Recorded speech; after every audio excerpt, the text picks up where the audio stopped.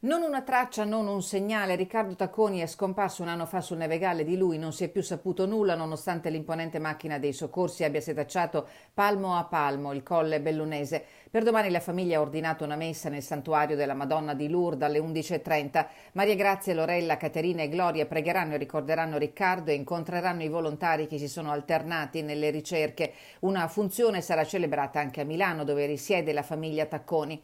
Riccardo, commercialista di 58 anni, la mattina del 4 gennaio dello scorso anno indossò la sua tenuta da runner e si avviò per una corsetta lungo i sentieri del Nevegal, dove con la famiglia stava trascorrendo le vacanze. Ma a casa non fece più ritorno e dalle 16 di quello stesso giorno scattò l'allarme.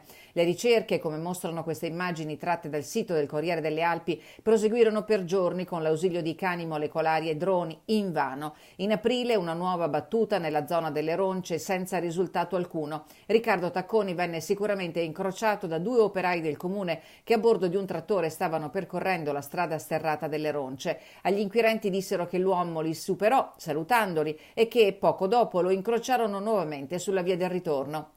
Agli atti c'è pure la testimonianza di un cronista del Gazzettino che quella mattina incrociò Tacconi sempre nella zona delle Ronce, lungo la strada che dopo pochi chilometri sbuca sul piazzale del Nevegal. La famiglia del 58enne non si è mai rassegnata. Riccardo è qui da qualche parte e prima o poi verrà ritrovato, dice la moglie, che non si dà pace e che lancia un appello a tutti gli escursionisti. Se durante le gite si presta un po' di attenzione, forse potrà capitare di ritrovare Riccardo. La tempesta Vaia ha cambiato letteralmente il profilo dei boschi del Colle Bellunese. Molti sentieri non sono più praticabili. Forse il commercialista potrebbe essersi trovato in difficoltà proprio in una zona impervia, impossibilitato a farsi notare e a chiedere aiuto.